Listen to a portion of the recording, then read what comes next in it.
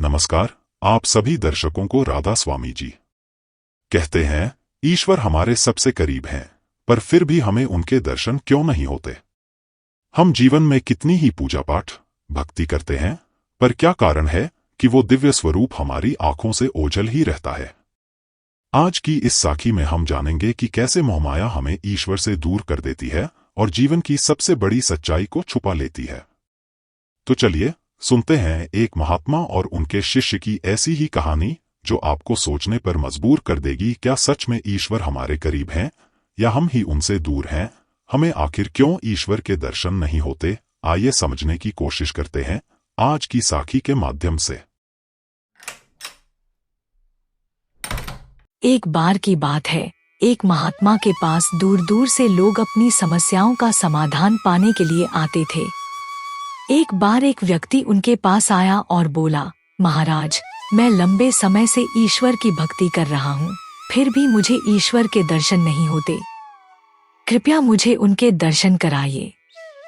महात्मा बोले, तुम्हें इस संसार में कौन सी चीजें सबसे अधिक प्रिय हैं? व्यक्ति बोला, महाराज, मुझे इस संसार में सबसे अधिक प्रिय अपना परिवार है और उसके बाद धन दौलत। महात्मा ने पूछा, क्या इस समय भी तुम्हारे पास कोई प्रिय वस्तु है? व्यक्ति बोला, मेरे पास एक सोने का सिक्का है जो मेरी प्रिय वस्तु है।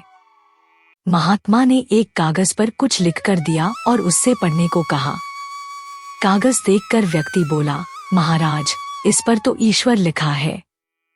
महात्मा ने कहा, अब अपना सोने का सिक्का इस कागज के ऊपर लिखे ईश्वर पर रख दो। व्यक्ति ने ऐसा ही किया। फिर महात्मा बोले, अब तुम्हें क्या दिखाई दे रहा है? वह बोला, इस समय तो मुझे इस कागज पर केवल सोने का सिक्का रखा दिखाई दे रहा है। महात्मा ने कहा, ईश्वर का भी यही हाल है। वह हमारे अंदर ही है, लेकिन मोहमाया के कारण हम उनके दर्शन नहीं कर पाते। जब हम उन्हें देखने की कोशिश करते हैं तो मोहमाया आगे आ जाती है।